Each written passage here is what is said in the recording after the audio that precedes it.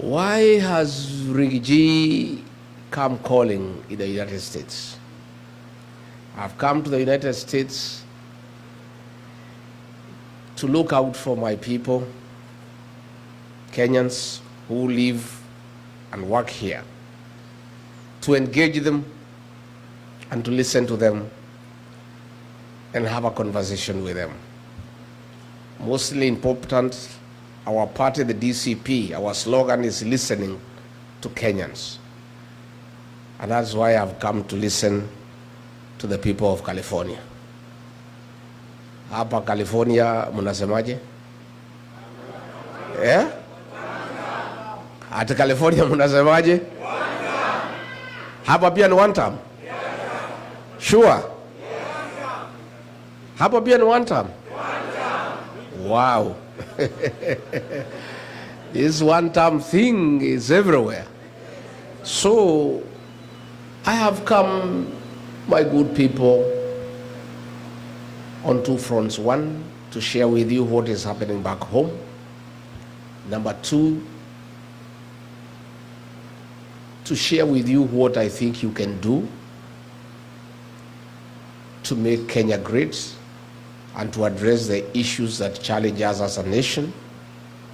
Number three, to seek a partnership with the diaspora on how we can work together and how the brigade in the diaspora can participate in the economic transformation of our country and how the people in the diaspora can play a role in building their country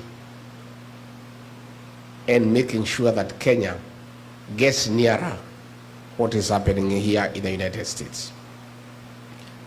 I am sure you know, but for the purposes of clarity,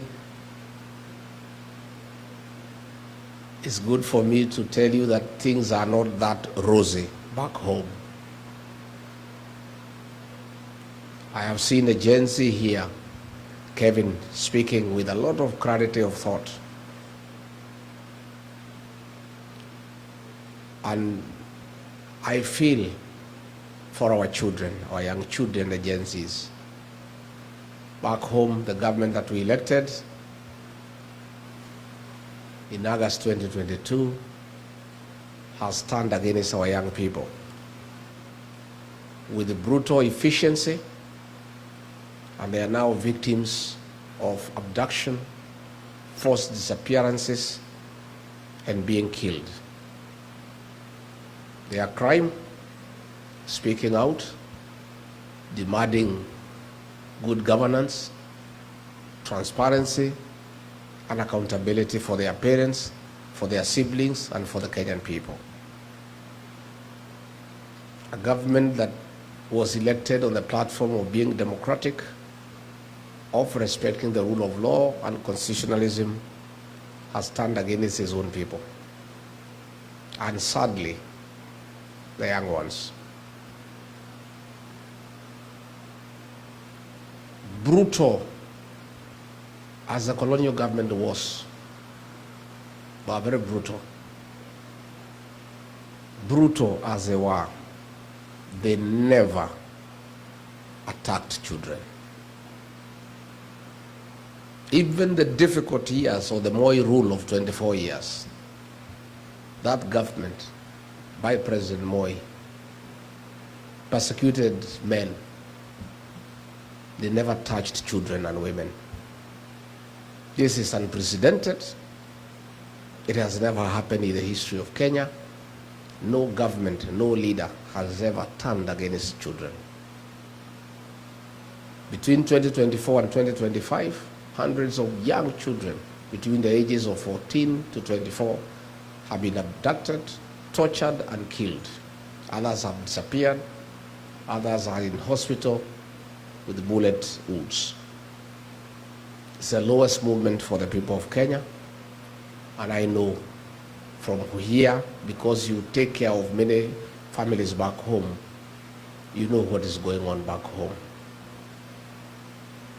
And what is shocking is the sheer impunity of the leadership, to an extent that a minister in charge of interior, against the Constitution, has given orders to police to shoot, to kill. What is even more agonizing is that a president who has been elected by the people and who says he's a Christian and he is saved, against the teachings of the Bible, against the Kenyan Constitution, has without shame given orders to police to shoot our young people in the leg and take them to prison as they go through hospital. It's shocking, and the people of Kenya are in anguish, they are in pain. And I've come here to share with you that pain, so that even as you are miles and miles away from home, you share the pain of our young people and the parents and the people of Kenya. And that is why Kenyans across all communities, everywhere, there is concurrence and agreement that the solution to stop these abductions, to stop these killings, to stop the torture of young people is one term. That is why it is a clarion call across ridges, across valleys, on top of the mountains, in bars, in hotels, in buses, in Uber, in churches, in schools, in university halls, in the bus stops. There is no other discussion in Kenya. It's one term. Because this must stop. The killings must stop. The abductions must stop. Now that is why it's good for me to tell you, because most of you may not know you have been away for long. I was elected as Deputy President alongside William Ruto, and we differed along the way on many issues, mostly corruption, theft of public resources, misappropriation of public funds. But what broke the camel's back and what made me and him disagree irreversibly, that we could not agree, was abductions and killing of the Gen Zs.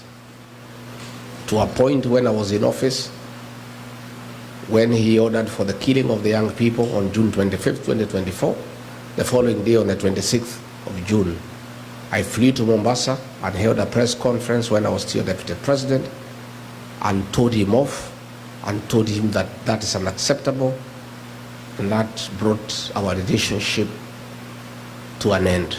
And we were never able to speak again until he mobilized resources and bribed members of Parliament and Senate to hold me out of office because I had publicly called him out for killing our young children. So I come here to tell you that you have a lot of influence back home. You cannot be silent when our young children are being killed. You are parents. You have children too. You have relatives back home. You cannot just sit and watch silently, doing nothing, as these children are being killed.